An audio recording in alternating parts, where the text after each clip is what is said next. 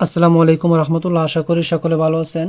Welcome to freelancer activity. তো বন্ধুরা, আজকে আমরা দেখব কিভাবে একটা ইমেজকে ভেক্টরে কনভার্ট করা যায়। তো প্রথমে আমি কি করছি, এইখান থেকে দেখেন ফাইলে, তার জন্য আমি একটা আর্টবোর্ড নিয়ে নিলাম। এই যে নিউতে যাওয়ার পরে আমরা কি করব, আর্ট অ্যান্ড ইলাস্ট্রেশন, তারপরে এখানে আমাদের হাইট অ্যান্ড ওয়েটটা দিয়ে দিচ্ছি। তো এখানে হবে 4500। দেখেন এইখানে হবে কি, আমি দিয়ে দিচ্ছি 4500।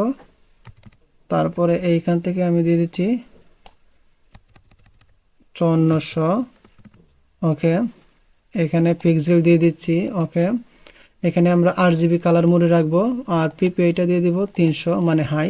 তারপরে ওকে, দেখেন আমরা একটা আর্টবোর্ড নিয়ে নিলাম। তো আমরা কি করব, আমরা আজকে হান্টিং ভেক্টর দেখব কিভাবে একটা ইমেজ থেকে ভেক্টরে কনভার্ট করা যায়। তো এর জন্য আমরা চলে যাচ্ছি, এই যে দেখেন আমরা কোথায় গেলাম, এই যে গুগলে গিয়ে হান্টিং ভেক্টর লিখে সার্চ দিলাম। সার্চ দেওয়ার পরে দেখেন এখানে হিউজ পরিমাণ, অসংখ্য পরিমাণ কি আসবে, হান্টিং আসবে। আপনারা এখান থেকে কি করবেন, এই যে আমি এটাকে সাপোজ কি করলাম, আমি এটাকে দিয়ে দেখাবো আজকে। কপি করলাম, কপি করার পর আমি চলে যাচ্ছি আমার আর্টবোর্ডে, তারপর Ctrl+B। ওকে, এটাকে আমি বড় করে নিচ্ছি, এই পাশে রাখলাম। এই পাশে রাখার পরে তারপর আবার চলে যাচ্ছি কোথায়, গুগলে যাওয়ার পরে দেখেন এটাকে আমি কি করলাম, সাপোজ এটাকে আবার কপি করলাম, কপি করে আবার আর্টবোর্ডে চলে যাচ্ছি। এই যে Ctrl+B। ওকে,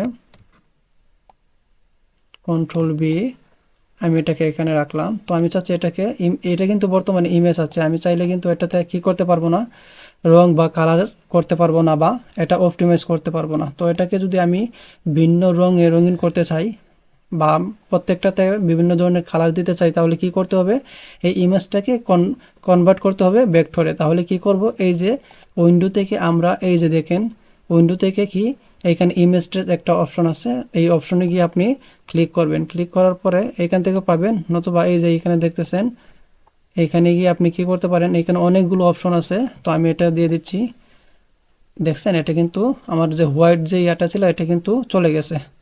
তো তারপর আমি এটাকে এক্সপান্ড করে দিচ্ছি। এক্সপান্ড করে দেওয়ার পরে রাইট বাটন ক্লিক করে আনগ্রুপ করে নিচ্ছি।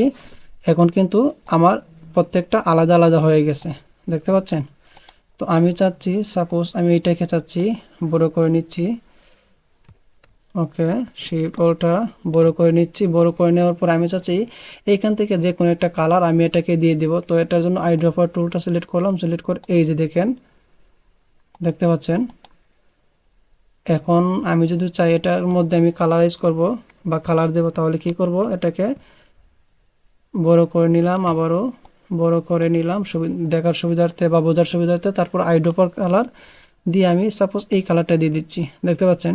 আমি যেই কালারটা দেব এটা কিন্তু এখন এটা নিয়ে নিবে, কারণ এটাকে আমি কি করলাম, ইমেজ থেকে আমি কনভার্ট করছি ভেক্টরে, বুঝতে পারছেন। এই যে দেখেন, এটাই আমি যে কালারটা দিচ্ছি এই কালারটাই নিয়ে নিচ্ছে। সাপোজ আমি এখন চাচ্ছি ব্ল্যাক কালারটা দেওয়ার জন্য, আইড্রপারে গিয়ে এই যে দিলাম, হয়ে গেছে। ঠিক আছে, Ctrl+Z।